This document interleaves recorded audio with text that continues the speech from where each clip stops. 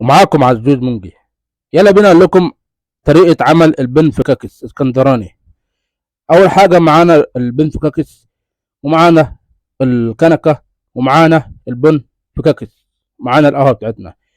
طبعا معانا الثلاث حاجات دول: الحليب، القهوة بنفكاكيس، ومعانا الكنكة. فين بقى عشاق القهوة؟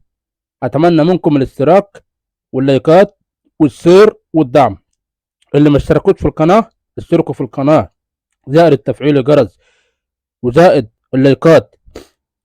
اتمنى من كل عشاق القهوة اللي بيعملوا قهوة في البيت، سواء كان شباب بنات، وخاصة عند النساء والكبار السن اللي بيحبوا يشربوا قهوة في البيت، اللايكات والشير. طبعا اول حاجة حطيت معلقة واحدة من بنفكاكس، معلقة واحدة بالكتير، تمام. وتاني حاجة هحط كوباية الحليب. هي دي طريقة عمل بنفكاكس. انا بقالي سنوات بشرب كده وجت معايا حلوة.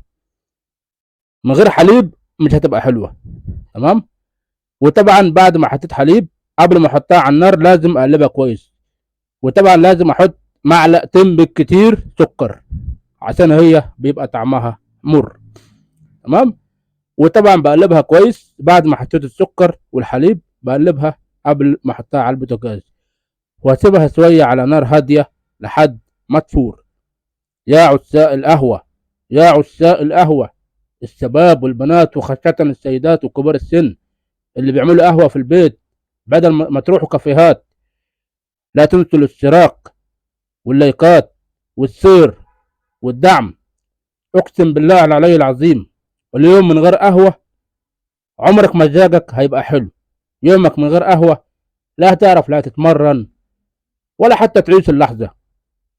فالهدف من انا الفيديو ده ان انا اعيشكم اللحظه، اعيشكم اللحظه.